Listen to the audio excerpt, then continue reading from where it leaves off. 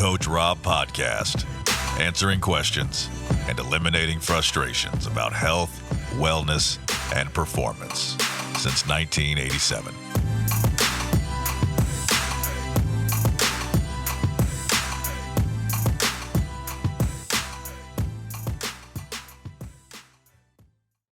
Welcome to the Coach Robb Podcast. This is a performance podcast number 5. Coach Robb, how are we this morning? Hey, good morning, my man. Happy Friday to you. And thank you again, as always, for putting these together. I'm really excited about today's subject, especially as it's a continuation of our last Coach Robb podcast. Even though this is a performance podcast, I'm really excited about because you left our last show talking about, hey, let's get into the exercise side of health and performance. So that's what we'll do here today. Yeah, we for all the listeners and viewers on YouTube, thank you so much. Make sure you guys like and subscribe. But last time we did guaranteed weight loss for health and performance. That was podcast number 63. And our intention was to get through that whole podcast in one. But Coach Robb, the info was so good, we ended up running long. We had to do a part 2. So this is kind of the part 2 to that, but this really ties into the performance side of things. And just to recap real quick, we talked about the morning weight versus the PM weight. We talked about diet and nutrition in that podcast, and today we're going to talk about the actual exercising portion and how do you measure your progression and things like that. I wanted to the one thing that we kind of touched on last podcast, we didn't fully get through it, was the energy matrix. So I think that'd be a good spot for us to start today, because of course we want to train, and we want to train to the intensity where we can meet our goals. So I think that was a graph that you had, wasn't it? Yes, it was. And what the pieces and the parts are is making sure that you understand that as the intensity level moves up, and in the partnership that, in the context that we're speaking about right now, I've got a great relationship with Garmin. I'm not a paid ambassador or anything, but I'm a big fan of the Garmin platform because of the ease of use. And when you're training with a heart rate monitor, when we talk about intensity, we're speaking about heart rate. So as you bring the heart rate higher and higher and higher, what you're doing is you're burning a higher percentage of stored sugar, known as glycogen, and you're using less and less as a percentage of stored body fat. And I think that's an important component for people to understand, because when we're looking at the idea of where's your energy coming from, it has to be in line with what your personal goals are. And that's why if you're dialing in here to this show here today and you didn't watch our last podcast, please go back and do so, because we're going to be referencing that. And if you're not aware of the concepts and the discussion points, it may be a little bit overwhelming, and I don't think it needs to be. But the idea here is when you eat carbohydrates, your body stores that in the form of glycogen. Now, that's a fuel source that's used predominantly when the heart rate is elevated. When you eat foods and you do the various things that we do, our body naturally stores body fat. Now, this is something that a lot of people get confused on. They think if you have body fat that you're fat. No, now if we're talking body fat percentages in 30s and 40s, sure, we need to cut that down a little bit, but there is a point in diminishing returns. Like even with our top triathletes and runners, the idea is you can get so lean that it starts to cause neuromuscular issues. It starts to literally like a nervous breakdown.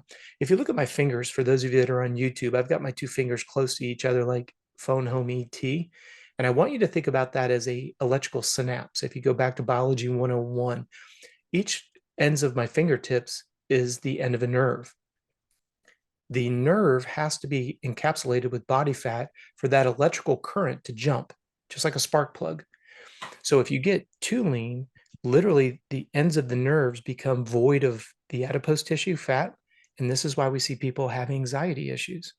So there is a direct relationship to, as somebody becomes too lean, they notice that their anxiety levels go up, and unfortunately they end up having to go on medication because the anxiety levels are so high because they're literally having a nervous breakdown. Stop and think about that ironic twist, Dan. Yeah, that's interesting. Yeah, and so the desire shouldn't be to get abnormally low on the body fat. For those of you that ride moto or anything that involves a lot of jolting, running, riding motocross, off-road, car racing, Anything that involves like wakeboarding, when you land hard, triple jumping, and for those in track and field, your internal organs need to be supported by body fat. For you, those of you that play impact sports, football, rugby, um, lacrosse, those internal organs, they've got to have that cushioning to be able to take that blow. So sure, we want to have the six-pack abs. We want to see the muscle tone and definition, but please keep in mind there is a point of diminishing returns where you can become so lean. And Dan, that's why that energy matrix is so important.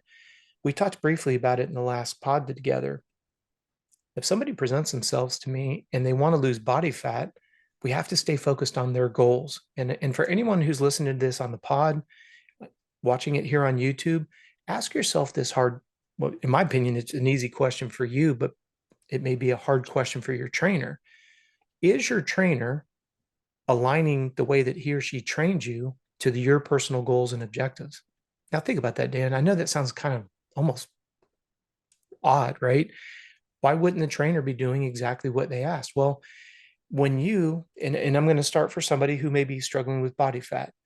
When you go to the gym, the very last thing you need to do is go and jack your heart rate through the moon and lift to the point that you can't brush your teeth the next morning. That doesn't make any sense. You're a human being. Yeah. Your body doesn't thrive being exhausted every day. Your body doesn't thrive being pushed to the limits every day. And this is something that we want to get across today in our conversation. And I do, appreciate you bringing back the energy matrix. Your heart rate dictates whether you're using a higher percentage of stored sugar or stored fat for fuel. Now, there's going to be somebody that will leave a comment below and say, yeah, but research shows that if you get the heart rate up, it stimulates testosterone and that makes you leaner. Like I've said a million times, you're exactly right in a textbook clinical environment. But Dan, you and I talk about this off the record almost every week. The challenge that we run into is our listeners have to balance family, they have to balance their checkbook, they have to balance the trials and tribulations of being at work, either owning your own business or working for somebody and working amongst other people that you may not get along with. What is the condition of the person who's starting to exercise? You see the difference there? If you're smashing yourself in the gym and you're redlining at work and you're redlining at work at home with children, relationships, and all the challenges that go with that, plus keep your bank account balanced, then you're going, well, as we say in the moto world, you're third gear pinned, right? I mean, you're just never backing off. And then what this does at a hormonal level is produce it produces the hormone cortisol, which is essentially a fat magnet. But the energy matrix is so important. If your trainer is having you do high intensity training and lifting extremely heavy, and your goal is to lose body fat, you're doing it completely the opposite. You're doing it incorrectly. You're doing it the opposite of the way that the body responds. Now, once again, don't send or leave me a nasty message below.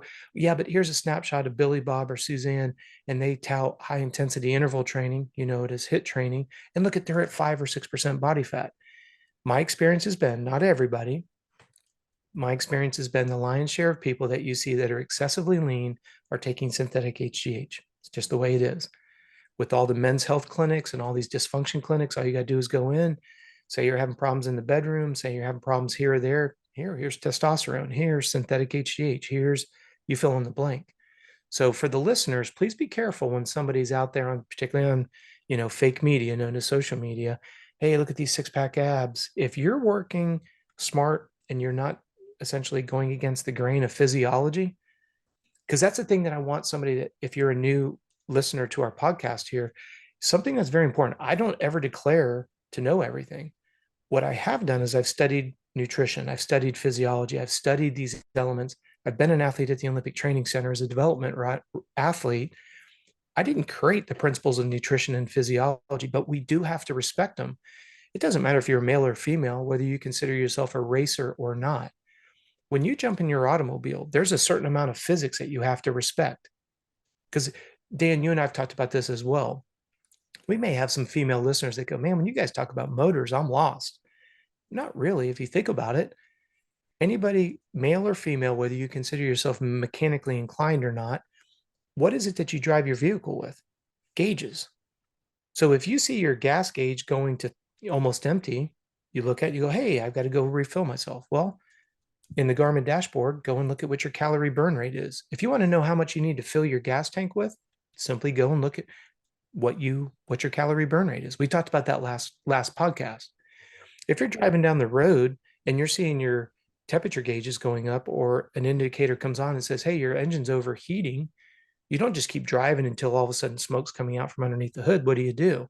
You pull over, you check the coolant. Well, that's your hydration levels. We talked about that in your morning and your evening body weight. You should always be 3 to 5 pounds heavier hydrated. If you're driving down the road and you see your change oil light comes on, and you all of a sudden, maybe you look in the left part of your windshield and you see, oh man, I've got 9,000 miles on this last oil change. The engine's running hot. What's the first thing you do? You go and you get the oil changed. Well, that's your high quality fats that feed your adrenals. Now, again, if you're new to the podcast, the external signs of adrenal fatigue would be craving simple sugars, night sweats, tired and you can't sleep, and low sex drive.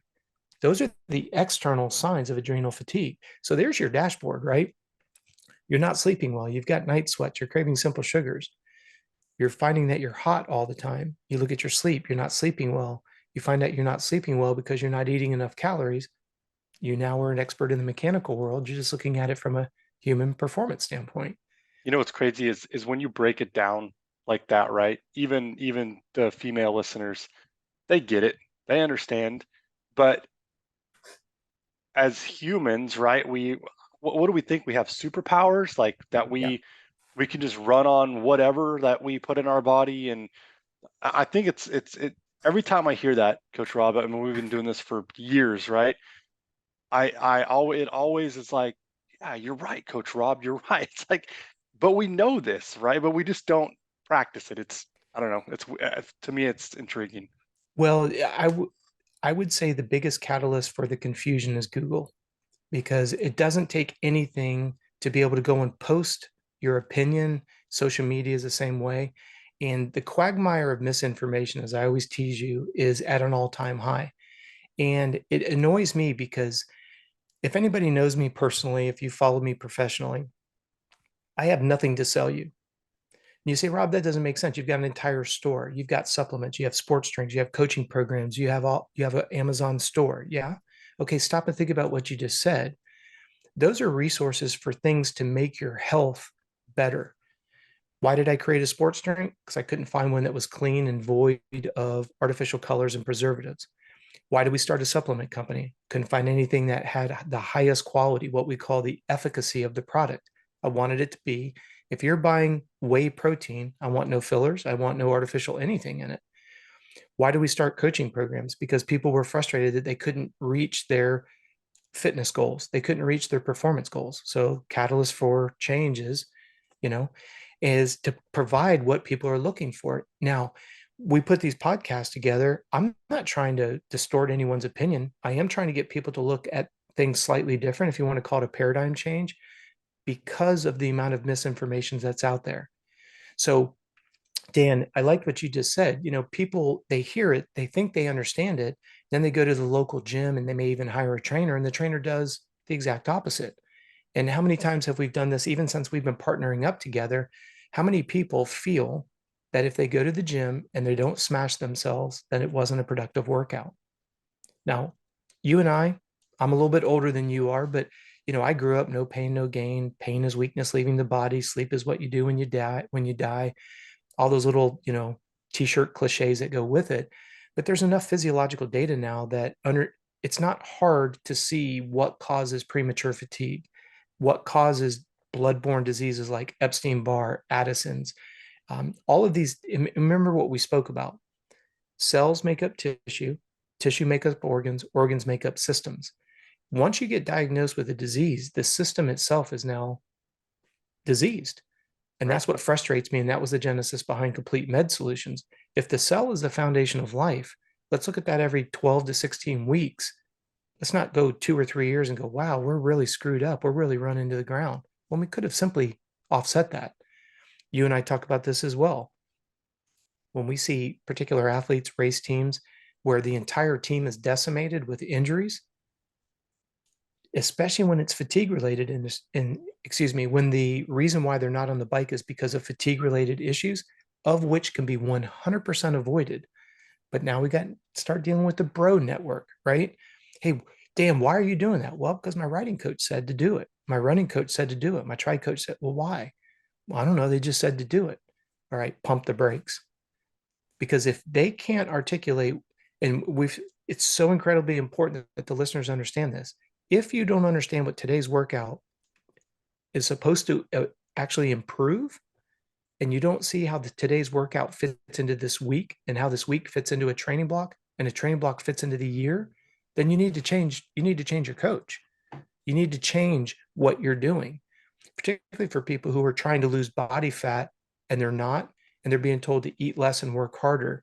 And as we talked about in the last podcast, that's exactly what you need to do, because the body only releases the hormone that makes you naturally lean, HGH.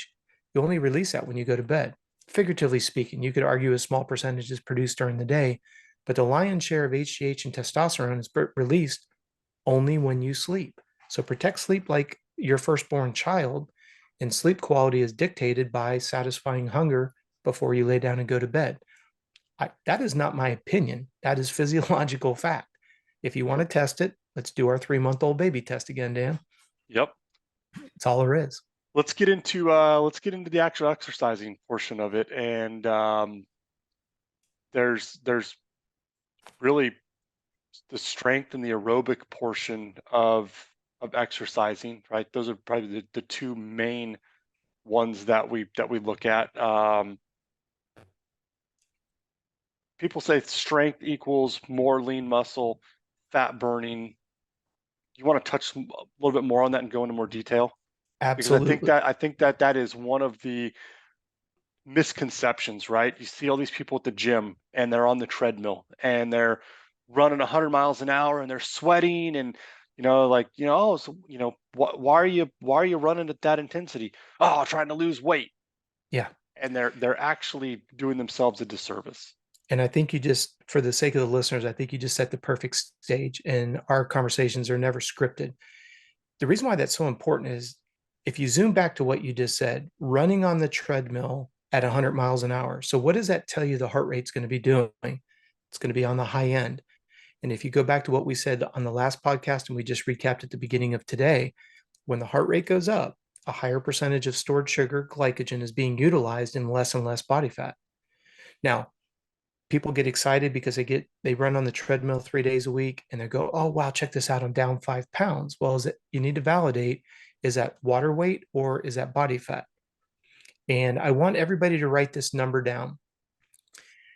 There's approximately 3,500 pounds to a pound of body fat. Calories, 3,500 calories. 3,500 calories to a pound of fat. So if you can burn an additional 500 to 600 calories every day, and those calorie burn, and this is a key part that 90% of people overlook, the intensity level has to be, are you burning 500 calories of stored sugar or are you burning 500 calories of stored fat? Remember, think about it as gas tanks. When you exercise, your body is burning a ratio from both gas tanks. Those that are new listeners, protein only encompasses about 15% of total energy. So we're really trying to focus on the remaining 85%. So you go to the gym, you get on your treadmill, you get on the elliptical, you get on your bike, you get whatever you like to do, swim, bike, run, whatever it is that you enjoy.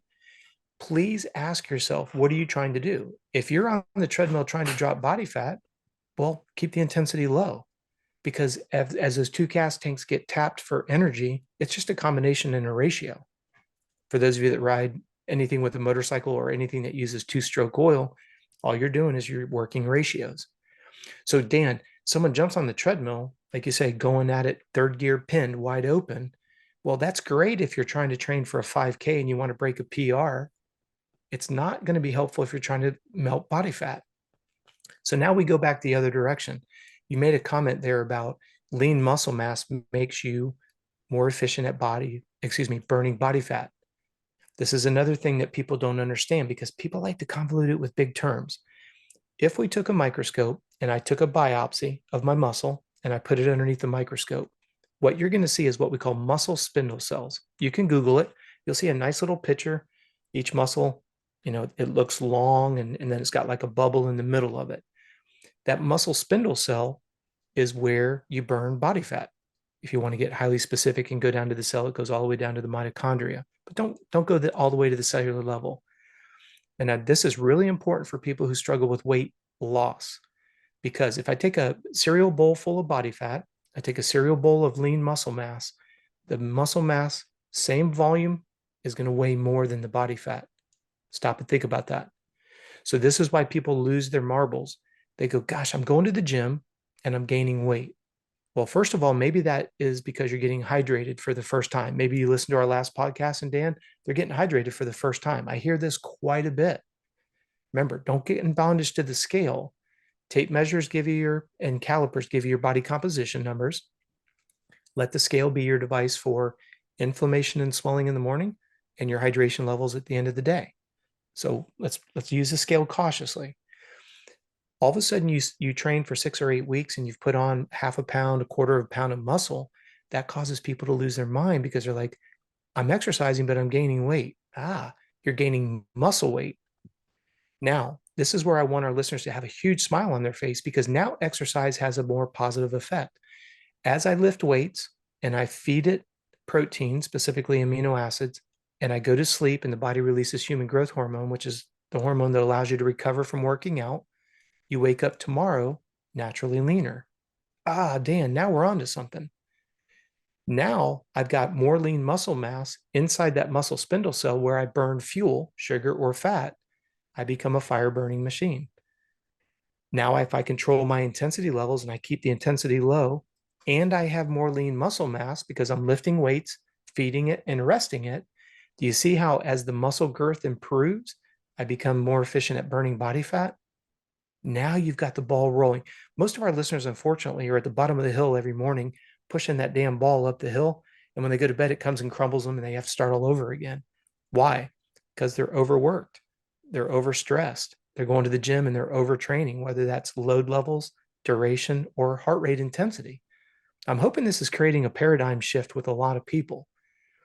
Well, and let me jump in real quick. Yeah. Because I am true life example of this, right? Because not too long ago, I came to you and I said, Coach Robb, I need to lose some weight. I need to lose the beer gut, and I need to lose some weight. And so I got on a new little training block, and I started losing some weight, right? Initially started losing some weight. I gained some weight because I was dehydrated, so I gained some weight, but then I started kind of losing the weight again. And then I started gaining the weight back. And I'm like, what the hell is going on? Like, I was getting stronger. Like that muscle was, but mentally it's challenging, right? Because you have a goal to lose weight, but yet you're in the gym lifting weights, you're gaining muscle mass, and it could start to mess with you, right? And you have to just keep reminding yourself that you're doing the right thing, you're doing the right things, you're doing it the healthy way, not just dumping all this weight with these diets that you hear about or these pills you see on Instagram or anything else, right? So I think for the average listener that's maybe just tuning in, that's not a gym buff, but they want to get on the right track, please just know that that's going to happen to you. You're going to get frustrated, but stay the course. You mentioned the key word that I think our listeners need to hone in on, and that's weight. Are you trying to lose weight in the form of body fat, or are you trying to lose weight in the form of muscle? See, that's where we get into some nebulous verbiage that can cause people to get spun out of control. If you're going to start being in bondage to the scale and you just want it to go down, well, sure, that's called dehydration. As we've talked about, that's the whole sales pitch with a lot of things that come in a box, a bag, a wrapper, or even a book for that matter. If you take something as benign as we talked about this in the last pod together, if you take something as benign as you eat a carbohydrate, and when your body goes through the conversion process and stores that in the form of glycogen, the body will naturally retain water as part of that chemical process. So it's very simple. If I want you to lose weight on a scale, just simply don't let you or encourage you to eat carbohydrates, you're going to be lighter. Well, that's not body fat, that's dehydration.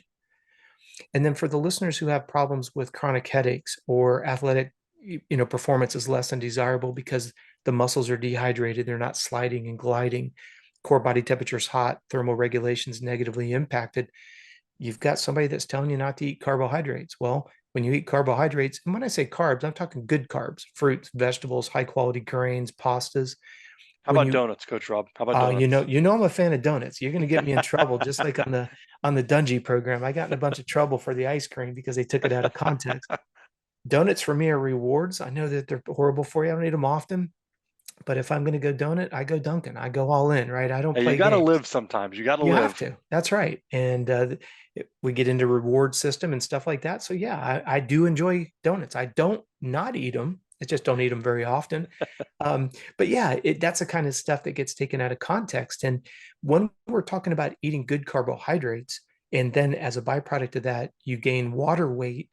Well, now when you go to exercise, you're prehydrated. So there's again, we're I don't want to sound like we're getting on a bunny trail. It's all relative. If you think about a casting net going out, we're just slowly drawing the drawstring up so people go, oh, okay, the scale is going up, but my clothes are fitting looser. That's a novelty. That's kind of cool. So for those of you that are listening to this that just consider themselves on the path to becoming healthy, very simple. And if you're listening to this on YouTube, go to the description box below. There's a link to our resource page, and the body measurement is right there for you. Okay. So put those in. And then what you're able to do is see, are you dropping body fat and are you building lean muscle mass? So this is going to come across awkward on this pod, but I want you to gain weight when you start working with me. Because as you said, Dan, number one, that means people are normally getting hydrated. And number two, I'm using body calipers, I'm using tape measure, and I'm using athletic performance. And even if you don't consider yourself an athlete, if you can walk around your block and you can get around the block in 15 minutes and we build muscle, that means you're stronger. We drop body fat, which means you can thermal regulate better. You're building your aerobic capacity. You might be able to walk around the block 20 seconds faster. You go, well, who cares? Why does that matter? Because I just want to show you that what you're doing is working. It's not about me being right. It's about you having confidence. You go, you know what? I am leaner. I am stronger. Now you're looking at the scale completely different. I know I've already said this twice today, and I'll reiterate it again. When you step on the scale in the morning, that's showing you inflammation and swelling from either food or exercise. We talked a lot about it in the last pod. Step on the scale at night, you should be 3 to 5 pounds heavier. That shows that you're properly hydrated.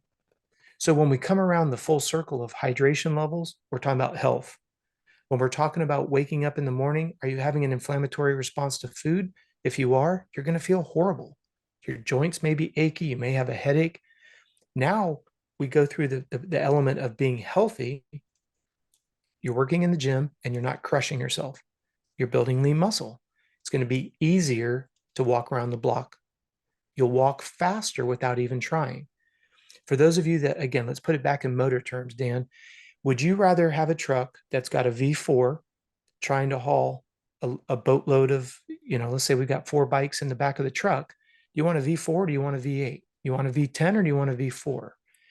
And for anybody who understands motors, it doesn't make any sense. The bigger the motor, the easier it is to tow. Well, your strength base is the size of your pistons or the number of cylinders. For those of you who have a background with carburetors, your aerobic engine is the size of your carburetor. So if we build a good strength base and we build a lot of power, whether that be piston size or cylinders, and then we put the right size of the carburetor and we improve the size of both of them, how easy is it to go faster with a bigger motor and the right air fuel mixer? It's not hard at all. 18-wheeler can pull a lot more weight than a Honda Civic. Why? Size of this piston, size of the motor. So even if you're a soccer mom of 3, you need to be focusing on aerobic capacity and building lean muscle mass. Because as we said earlier, now you become a fat burning machine because you have more muscle. That muscle creates more power. You can do more work, i.e. walk around the block, run around the block, run around the block. Your neighborhood is your playground. Get out there, get going after it. But you go to the gym and your trainer smashes you every time with heavy weights. And Dan, you and I have talked about this for years. I always use that analogy. Why do trainers make you so sore that you can't brush your teeth?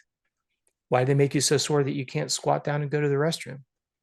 Because they think in some demented way that makes, and then maybe they're right.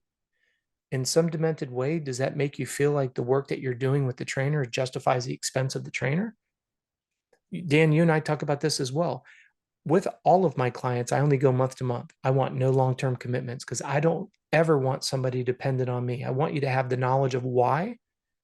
I want to help be able to interpret data. I want to be able to help you grow. I want to help put programs in front of you that I know can incrementally get you stronger and faster in a shorter period of time because I'm looking at the residual volume on a Monday through Sunday. I'm looking at the overall fatigue. I'm looking at calorie burn rate versus your intake. That's my job as a physiologist to do the analytics to keep you on the fast track to where you want to go. Well, I think However, also like some of go these ahead. trainers, right? You talk about, these trainers, they train you and the next morning you can't even get out of bed, right? You're so sore. I mean, it really takes the wind out of your sails, right? Because you're like, man, why would I want to go do this again? Why would I want to go hammer myself so hard where I can't move the next day? Like, Mhm. and that happens too. It discourages people. So, It but does. I think what it is, Coach Robb, I think it's like these trainers, they think if they can make somebody feel that way, that the client is going to feel that way, so they're going to feel something like they're getting something for their money, right? 100%. And we're supposed to be the smartest species on Earth, but we just rescued a new golden doodle and he came from an abusive background. And so he's already really trepidatious, particularly with men. So you can obviously connect the dots. He's probably been abused by a guy. If I tease him with a treat, and every time he goes after that treat, I move the treat, how many times is he going to let me do that before he stops going after the treat? And what's interesting, we're supposed to be so much smarter than dogs. The dog isn't going to give you too many chances, and then they're going to be like, screw you. And I want to bring that back to us as humans. We get programmed that if we're not in misery, then somehow it's not productive. And don't get me wrong. I mean, with all of our athletes, sure, there's workouts on a weekly, monthly, quarterly training block type of basis. Sure, it's going to require getting out of your comfort zone. And this is where I think we need to move a little bit deeper into the exercise category because if you're moving into exercise, my number one question to my clients is and always will be, where are you at? Dan, you're really fast on a dirt bike. If I bring somebody over who's never ridden a dirt bike before, and I'm like, all right, look, I know you're new to moto, but just hang on to Dan's rear wheel. How long is it going to take before they yard dart themselves? And are they yard darting themselves because of technique, skills? Could be. Are they yard darting themselves because their muscles are on fire and they just simply can't hold on anymore? Could be. Are they More than yard dart likely.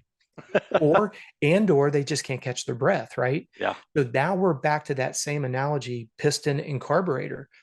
The person can't latch onto you going around the track because maybe their aerobic capacity kind of lags behind their physical strength. Their physical strength is great, but they can't catch their breath. Those are always interchangeable. But what we want the listeners to understand is you can never improve because for those of you that are with us, we talked about the health and wellness side. Let's move into the performance side. You'll never be able to go fast and or go fast for a long period of time until you build a strength base and an aerobic capacity. Notice I didn't say lactate tolerance and anaerobic threshold because it doesn't matter how hard you train.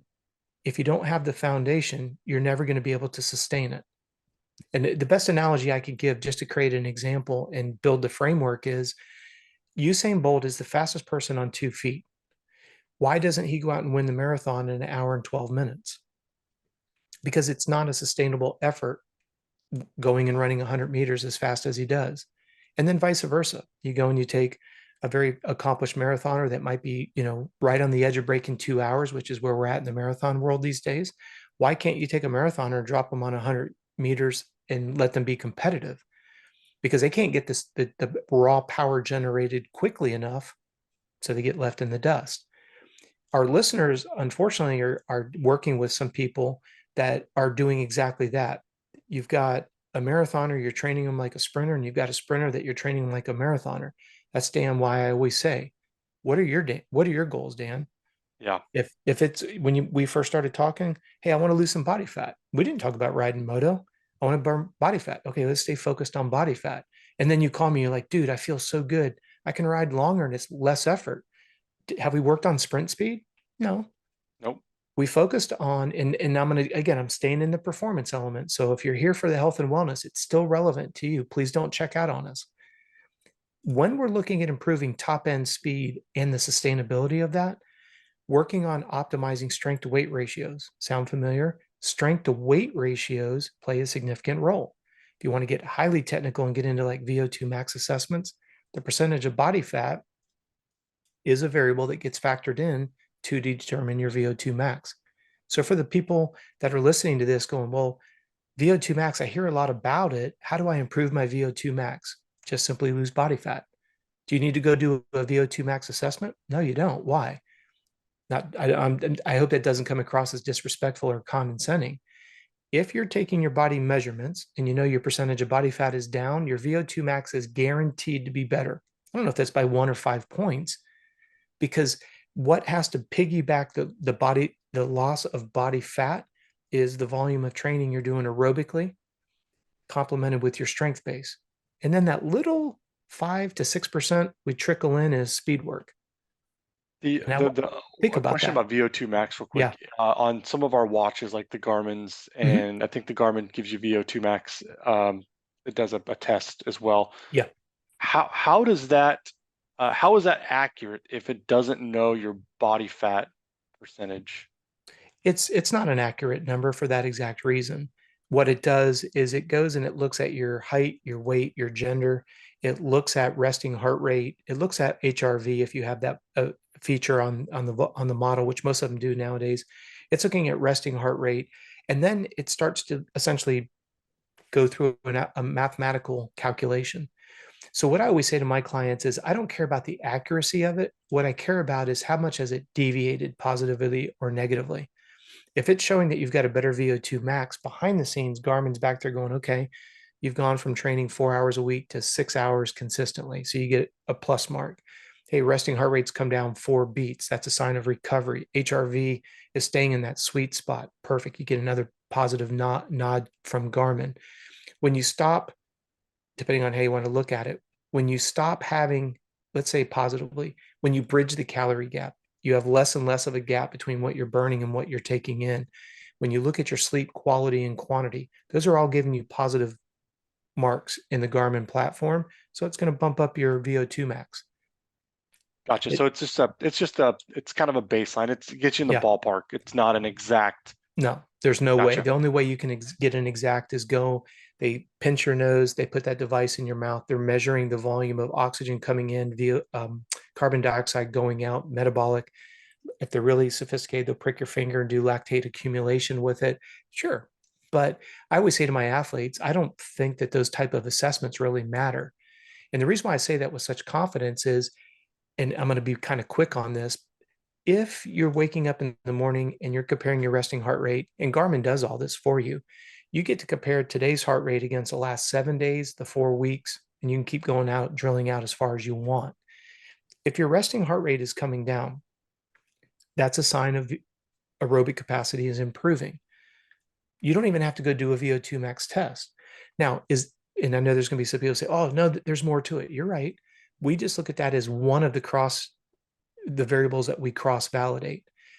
When resting heart rate is coming down and you're looking at your body battery is consistently going up, and then you're looking at your sleep scores are continuously getting better, you are a healthier individual. Notice I didn't say fast, because there's a lot of fast people who are not healthy.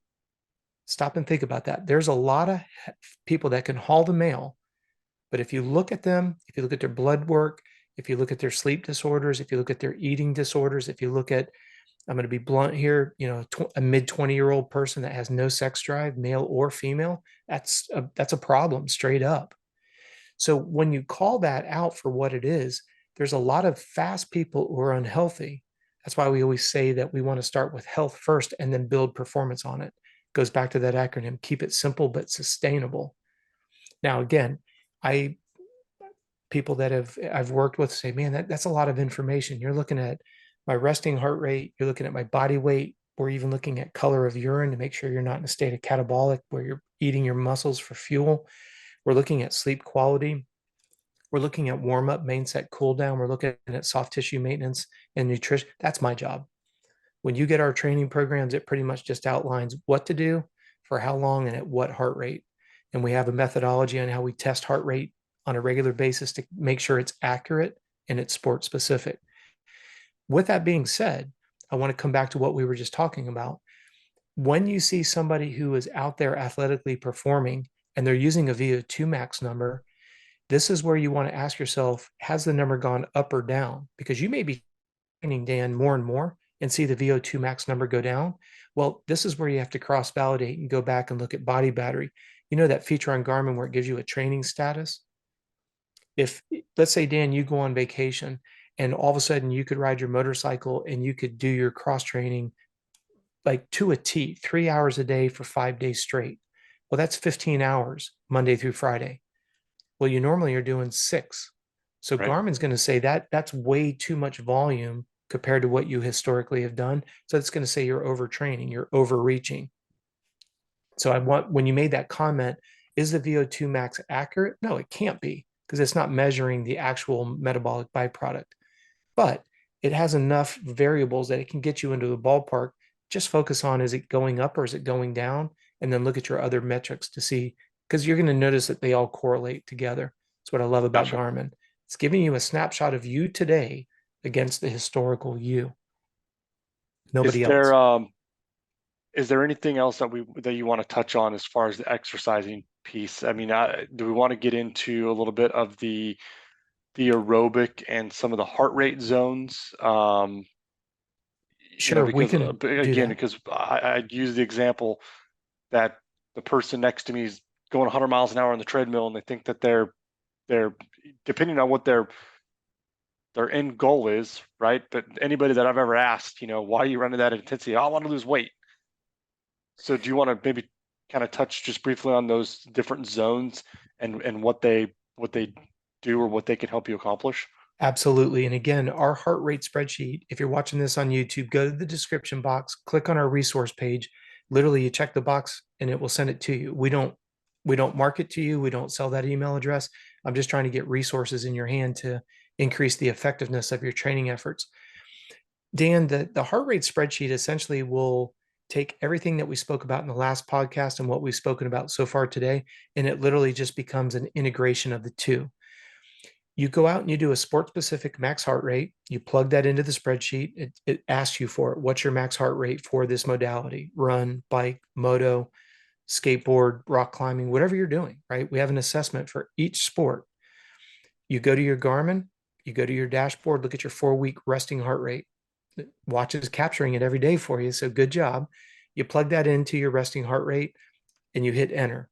And what it'll do is it'll auto populate all 5 heart rate zones. Now, Dan, this is going to sound very familiar based on what we've spoken about in the last 2 pods together. Zone 1 and zone 2 is your aerobic enhancement zones. As you move into zone 3, it's still aerobic, but it's what we call intensive aerobic. And then when we get into 4 and 5, that's where we would get into anaerobic threshold lactate tolerance.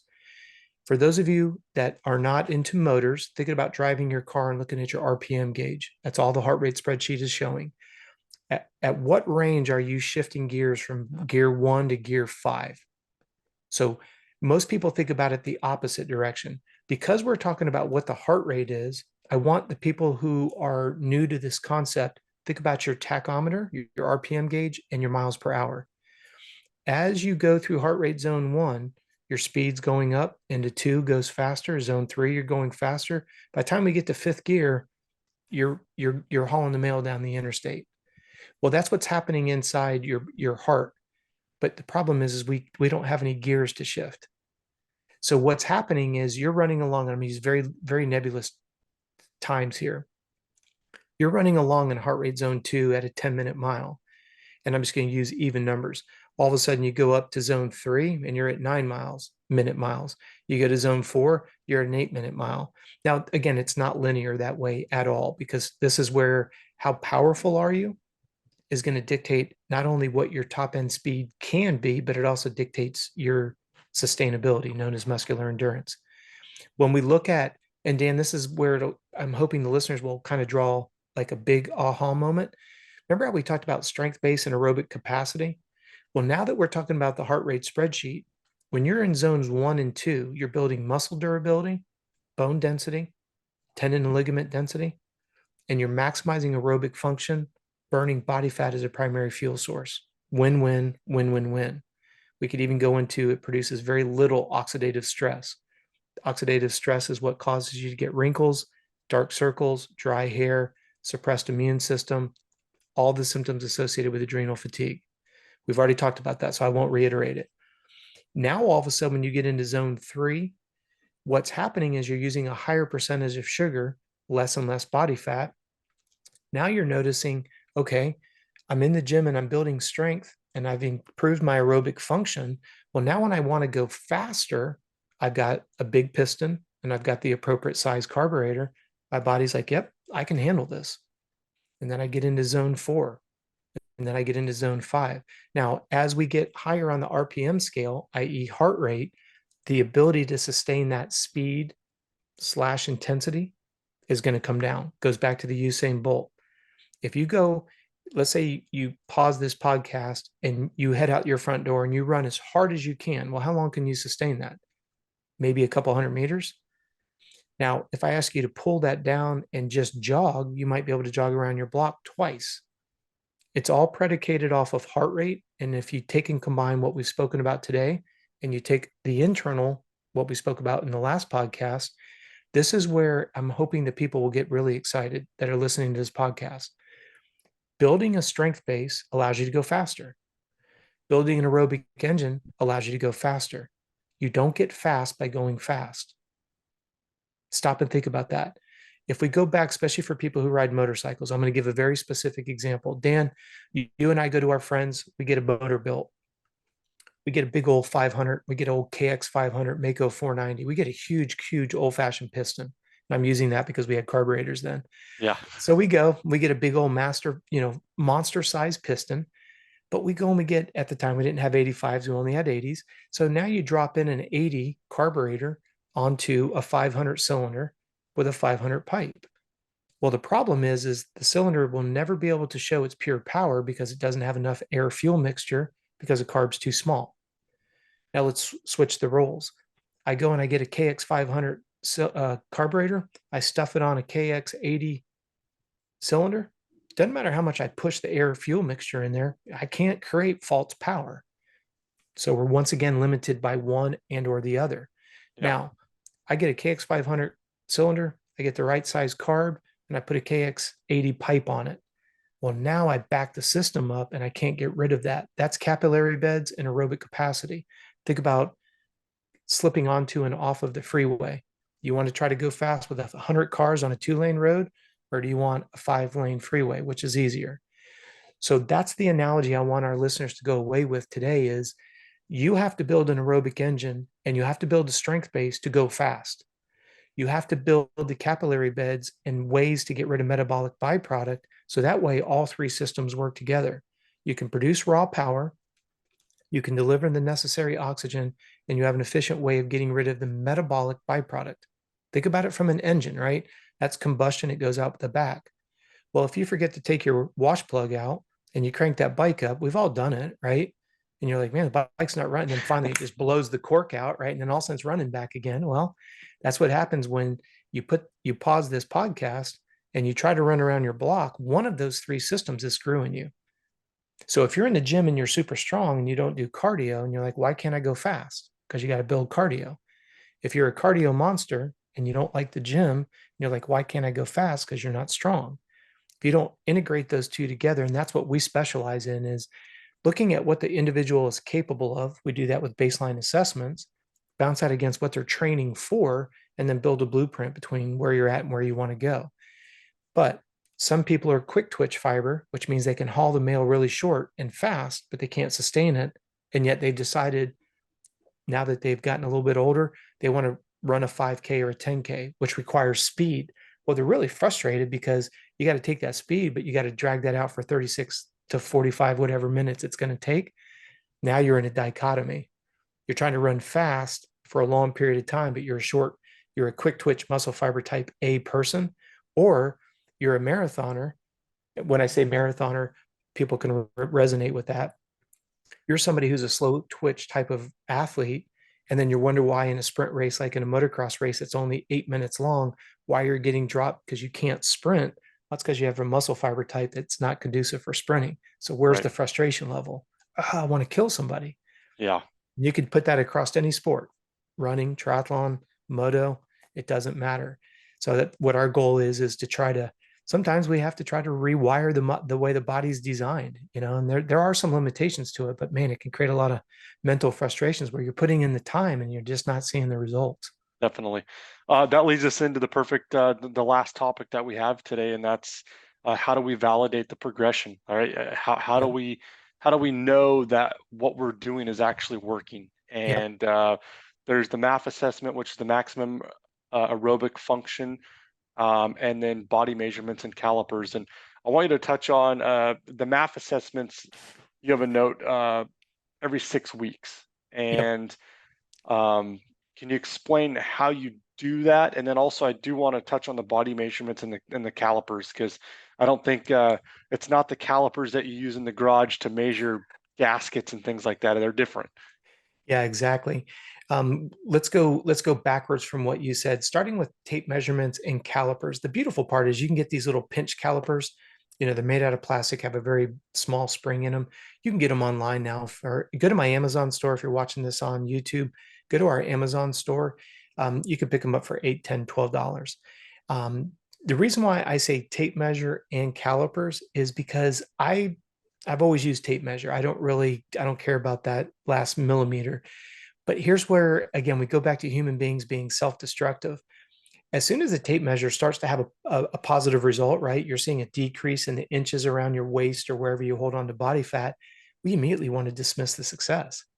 So that's why I say use tape measure and calipers, because if you've got two variables and the calipers are pinching less and less millimeters of body fat, you can't argue that what you're doing is working.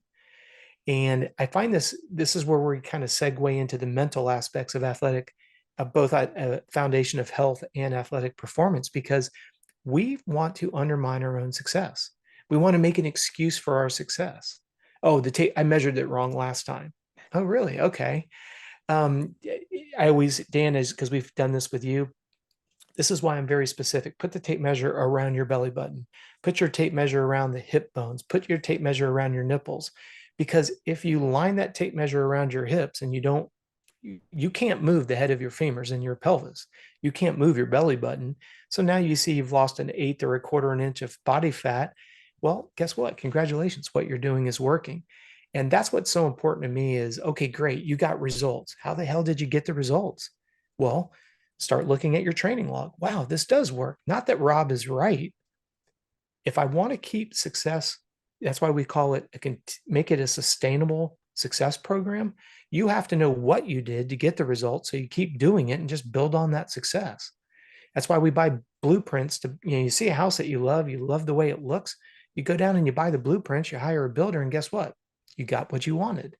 And that's why our program is called the Blueprint of Success. I create customized nutrition and hydration and fitness programs based on where you're at, where you want to go to get the results that you're looking for. There's no science. I mean, there's no special science to it. I have to respect the fundamentals of nutrition and physiology, plain and simple. But I want to come back to what you were just talking about. When we're looking at the idea of calipers and body measurements, that is your litmus test on what is my percentage of body fat, not the scale, Dan. The scale is inflammation and swelling in the morning, hydration at night. That's only, so please break that hate relationship with the scale. Don't worry about what the number is. How are your clothes fitting? How do you feel when you walk around? How does your low back feel? Can you walk around the block without feeling like you've been hit by a Mack truck? That's progress. The calipers are only showing how your body composition has changed, because body composition is nothing more than saying, what is my percentage of body fat to lean muscle mass to bone density? That's it. So now we come back full circle. You're training with a heart rate monitor. You're training with accurate heart rate zones. And you told me your goal was to burn body fat, whether you're for health and or performance. At the health side, it's easier to walk around the block. On a performance side, your VO2 max is going to improve immediately. So now you're excited because the work you've put in has yielded the results you were looking for. Now, let's come back to the MAF assessment. This is a gentleman that I have mad respect for. You guys can Google his name. His name is Dr. Phil Maffetone. Phenomenal athlete, he's a doctor, and he's had tremendous results with athletes over the year.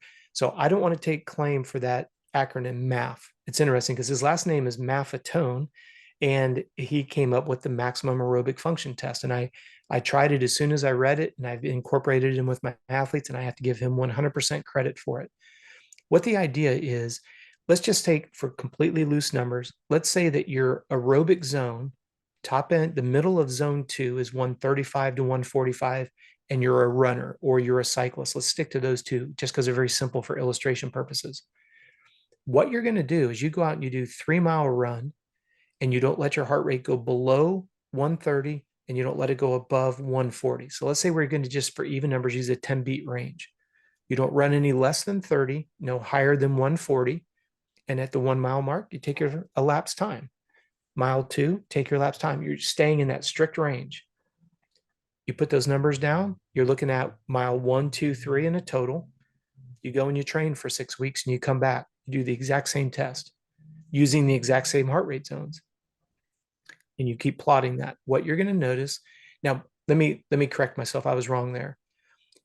At the end of a training block, we always do a max heart rate assessment with our clients. So that way you're training with the most up to date, and we always update your 4-week moving average. So let's just say, for conversation's sake, your aerobic zone went down by 5. So now instead of it being 130 to 140, it's 125 to 135. You see, Dan, where we're still in a 10 beat range?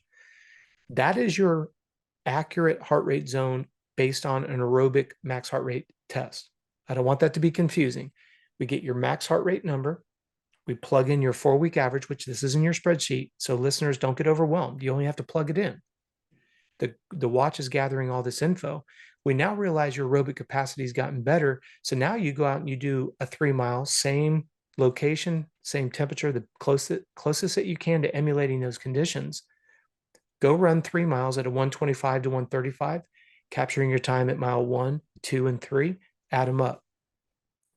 95 to 100% of the time, it's going to go faster. Your runnings will be faster at the same heart rate, maximum aerobic function. Now, take our last 2 podcasts together, including this one, and what is it that's causing you to go faster at a lower heart rate? An aerobic engine, strength base, properly hydrated. And there you have it. Drop the microphone and walk out of the room. And those should be done every 6 weeks? I like to use 6 weeks with our clients, but there's a multitude of reasons why. If you want to do them every 8 weeks, do whatever fits with you personally. You know, Dan, you've got a little one at home. You might not be able to do it every 6 weeks. Yeah. It goes back to, I'm just trying to earn your confidence by showing you the results, because I'm not dropping the droplets of sweat. You are. I'm just trying to guide the efforts and help create understanding as to, okay, why do I do it? How do I interpret the data? And should I change anything? Because I say that with my clients all the time. The only reason why we do field testing is to validate that the work you're putting in is getting the results you want. It's not about appeasing my ego. I'm just always thankful that I get a chance to be a part of somebody's journey. What's most important, and that goes back to what I said earlier, I don't ever want somebody feeling dependent on me. Empower you with knowledge, and then when you've gotten to a point where you feel like you can run with the ball, go with it. And when you want to take and go to the next level, come back. We're always here. And then I'm just going to go back, and that's the way we do things. Even with our top professional athletes, I'll say I've been kind of called out for not sticking with athletes for a long period of time. And that's purposeful. My ego and our business is not based off of having a laundry list of last names that we can publicly promote. I don't take credit for anybody's success. I appreciate when someone gives us props on a podium, but I don't expect it, because they're paying us. You know, if I'm paying you, Dan, to go out and race, and I'm a manufacturer, you better mention us, because that's what we're paying for, is marketing. Right. My job, especially with our professionals, is I only work off of bonuses, because I feel like I shouldn't get paid unless you're doing well. So if we come back full circle, when somebody wants to go on a forum and throw me under the bus, oh, but he doesn't have a high retention rate. Well, I don't want a high retention rate. Now, don't mistake that. I may not be working with a client on a daily basis, but that doesn't mean that the client doesn't call me and we don't do checkpoint meetings.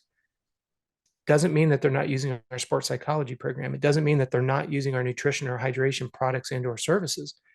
I don't promote it because they're paying me. If I'm paying you to go do it, yes, I'm going to market that. That's why you see our factory and elite teams. I invest in them. So yes, we use that for marketing for the brand of the various brands that we have. So I just want to clarify that for people who have been following and have kind of got that conversation started. And that's why I love doing these podcasts, is I want to get the news out there for free on the principles of nutrition and physiology. Not that I'm a good guy. I just get so fed up when I see people that are injured and or exhausted, when both can be avoided with just a little bit of proper knowledge. Eat enough, sleep enough, maintain hydration. It's what we call critical speed and threshold of fatigue. Don't try to, we've talked about it in the pod before. Don't try to jump the Grand Canyon, jump the width of the street or the sidewalk, excuse me. And then once you do that, guess what? Your incremental improvement builds confidence. And I always say the only way I can earn your confidence is by you getting results. So that's why it's called the science of performance. Is I'm taking where you're at and start putting you on the fast track to where you want to be on the principles of physiology. What I do have a disdain for is people, and I've said this before, but I'm going to say it in the closing of this podcast today. I just don't understand how somebody that's an ex-professional in any sport now gets the title of a coach. Just because I've been in a factory rig, just because I've been paid to be an elite runner, doesn't mean, especially when we look at people who go and take a weekend workshop and now they got a certification and now they're a strength and conditioning coach, or they take a nutritional workshop. And now that's not me boohooing. I could give two shits about, are there other coaches out there? What I do give two shits about is the end user that gets misdirected and gets injured and or gets hurt. That's when I lose my patience. If I say this to you all the time, Dan, off the record, I've had hundreds of 250Fs. I've read the manuals of all of them, and there's no factory team alive that should ever hire me to be a factory mechanic. Yeah. I know my wheelhouse. I know my lane. And I'll give you a perfect example too. Yeah.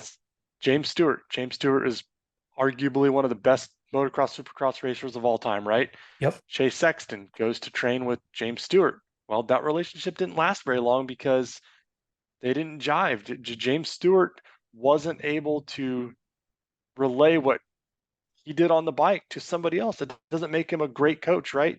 Yeah. But he's one of the greatest of all time. So you're exactly right. Well, the thing that disappoints me is people will hire them because of the novelty of working with their ex-favorite pro. I get that.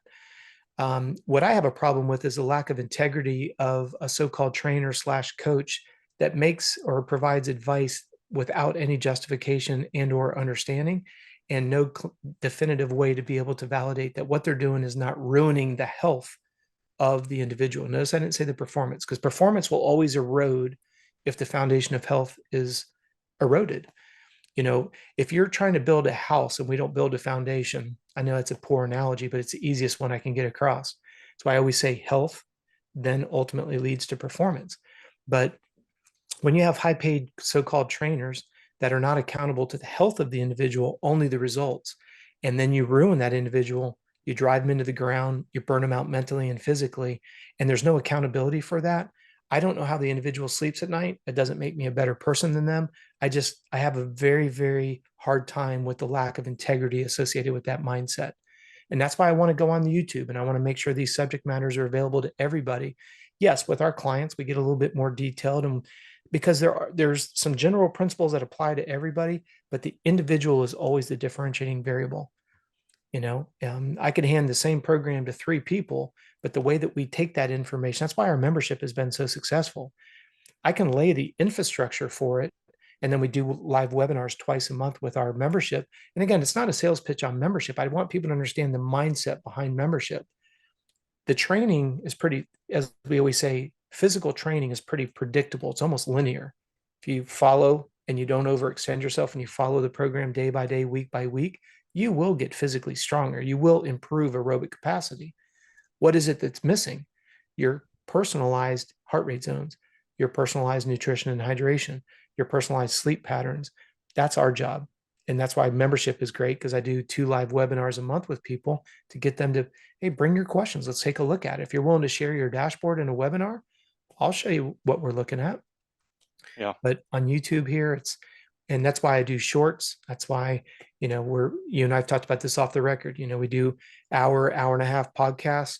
I do, 3 to 5 minute videos every day on YouTube about emails that come in and frustrations and questions. And we post it every day on YouTube, and I cut those down and do shorts. Why do I do shorts? Because I'm hoping maybe somebody that's got a pain point will go, yeah, that makes sense. Why Yep. am I not sleeping? Why am I craving simple sugars? How can I be 25 and have no sex drive? We have to be adults here. We have to get over the sensitivity of the subjects and just ask ourselves, what the heck is going on? Yeah. And then you go to the gym and you're already tired and exhausted. And then the gym staff is in there smashing you like a hammer. And I'm just like, wow. How, and I'll say this in closing, how does a trainer, you come in and you're dragging ass, you got dark circles under your eyes, you're late because you got held up at work, you've been driving like crazy through traffic because they're like, hey, top of the hour, your clock started, you're paying me whether you're here or not. They get in there, right? And then now the trainer's like, well, you're tight on time. We blow off the warm up and you end up popping a tendon or a ligament. Or as you know, the second set's always easier than the first, but there's no warm up. So now you're freaking hating everything. You're late, just drove through traffic. You tore your car up. You almost got a ticket. You're flying in here. You're getting barked at. What the heck are we doing, man? Now you're injured, and guess what, Coach Robb? They're still going to keep auto deducting that fee every month out of your checking account. That's right. And I sure hope the new listeners don't think I'm being disrespectful or condescending, because that's not my intentions. But I hope people can step back and look at it from my perspective. Why do I get impatient? Because injuries and fatigue can be avoided, and especially with the advent of Garmin, they've made uh, when I hear a youngster say, "Oh, it's just too complicated," I'm like, "Just wear the damn watch. It's Yeah, that's all you got to insane. do. Let Step on the me, scale." Yeah, yeah, it's let just me analyze everything. You just wear the thing. yeah, and I don't mind going on public record that I've parted ways with both young athletes and adults where they're like, it's too much, and I'm like, it being an athlete at the Olympic Training Center in '91 and sleeping with electrodes all over, you can't roll over because it's just a bed of wires, and you're getting you're hardwired every time you're on the bike or running on the treadmill, swimming in the flume, and then you get these watches, and all you have to do is wear them, and you can wear the chest strap for more accuracy by 1 or 2%, and there's no reason for the lack of knowledge. And I'm going to be politically incorrect here, but I get really fed up when people say, the reason why poverty is the way it is because of the lack of access to knowledge. And now we have access to more knowledge than ever. And I don't see people doing smart things. Yeah. Not as a blanket statement, because I think there's more good people than bad people. But I don't know, man. This is something that I sit at night literally and I ponder all the time, because I'm like, how can fill it in a race car team, a motocross race team, um, uh, a running company that sponsors athletes? How can you invest this much money in an individual, see them become fragile? They barely hit the ground and they break. They can't finish a race season. They can't even get to a race season started in a healthy manner. How many more years do you keep letting the same process undermine the health and the integrity of your investment? And it's not that they need to hire me. I just need there to be more competent people. That's why we're doing a certified coaching program, which we're going to be publicly announcing here soon, amongst all of our disciplines, because I'm going to create a company of accountability. If my coaches run you into the ground, you're going to get your money back. There's some stipulations. There's things that you have to do, of course, on your side, but I'm going to hold you accountable, but you're going to be able to hold us accountable. And if we ever screw up in the middle, you'll get your money back, because I'm willing to put my money where my mouth is, not because I'm a good guy, because I want to stop the proliferation of injuries and burnout that is so easy to avoid. That's why we started the blood company, Complete Med Solutions. That's why we started a supplement company, and we started a sports drink company. I'm not going to bitch about it. I'm just going to provide it. Remember, I said this to you before. Remember the bless his heart, rest in peace, Robin Williams in the Yep. movie Robots. See a need, fill a need. That's our company mantra. We tease about it in our staff meetings all the time. So I hope this Love it. resonates with the listeners, man. And I want to thank everybody for sticking with us. I hope that Yeah. last 10 minutes didn't sound like I was being Debbie Downer. I just want people to understand my heart and my perspective. It's like fatigue and injuries can be avoided, man. And it's just frustrating that people, they want to spin the truth. They want to start an agenda. And I'm like, no way, not for our listeners, buddy. So Nope. thank you so much for another hour of your time. Absolutely. Coach Robb Performance Podcast number 5 has been real. This is the follow-up. I think we wrapped this up, right? From the episode 63, the part 1. I think we've completed part 2 now, and Yeah. we'll be back in 2 weeks with the Coach Coach Robb Robb. Podcast Yep. number 64. So make sure you guys tune in. Thank you guys so much for sticking with us today. Thank you for subscribing and liking this. Please leave us comments on the YouTube. We love to read the comments. Hit Coach Robb up if you have any specific questions at rob@coachrobb.com. Actually, send it to Jennifer. You can do that at contact@coachrobb.com. She's good at being able to decipher what your needs are. You might have a question or you might need access to something. So she's really good and she's very prompt with that. So yes, like you said, Dan, if you have a question, you want something clarified, whether it's in this show or anything that we've done, something I put up on social media, you can follow me at Coach Robb Beams. You can follow me there as well. Yeah, Dan, that's the whole idea. You don't have to be paying us to get questions answered. I will personally email you back. It may take me a week or two. Sometimes I get to it in a day, but I don't ever want to be the guy that's like, yeah, I'll get to it in a day. And then I don't like to overpromise and underdeliver. But yes, like you said, Dan, please reach out to us. contact@coachrobb.com. Appreciate your time, guys. Thank you for sticking with us. Thanks for subscribing and liking, and we'll see you in a couple of weeks. Thanks so much, Dan. See ya. Peace.